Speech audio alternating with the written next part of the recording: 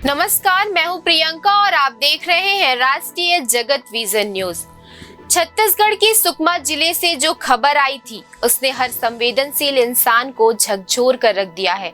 एक भालू को गांव के कुछ लोगों ने जिस क्रूरता से मारा था वो इंसानियत पर सबसे बड़ा सवाल बनकर खड़ा हो गया है।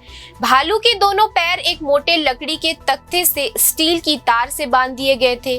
पास में खड़ा एक शख्स उसके कान को जोर से खींच रहा था और दूसरा उसके सिर पर डंडा बरसा रहा था। फिर उसके पंजे उखाड़े गए और भालू दर्द से तड़पता रहा, चिल्लाता रहा। वीडियो में उसके मुंह से खून बहता भी दिख रहा है और आसपास के लोग खड़े होकर तमाशा देखते रह गए।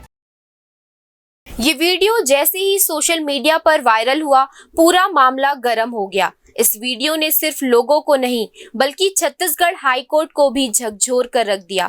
कोर्ट ने इस मामले में खुद संज्ञान लिया और वन विभाग को फटकार लगाई। पूछा गया कि जब इतना बड़ा तंत्र है तो फिर वन्य जीवों की सुरक्षा क्यों नहीं हो पा रही है। प्रमुख मुख्य वन संरक्षक यानी PCCF से पूरे मामले पर शपथ पत्र मांगा गया है। वन विभाग और वाइल्ड लाइफ टीम ने तुरंत कार्रवाई करते हुए 72 घंटे के अंदर 2 आरोपियों वंडो भीमा और चंडो देवा को गिरफ्तार कर लिया। पूछताछ में उन्होंने माना कि कुछ महीने पहले उन्होंने इस भालू को मारा था। अब इन पर वन्य प्राणी संरक्षण अधिनियम 1972 के तहत केस दर्ज किया गया है।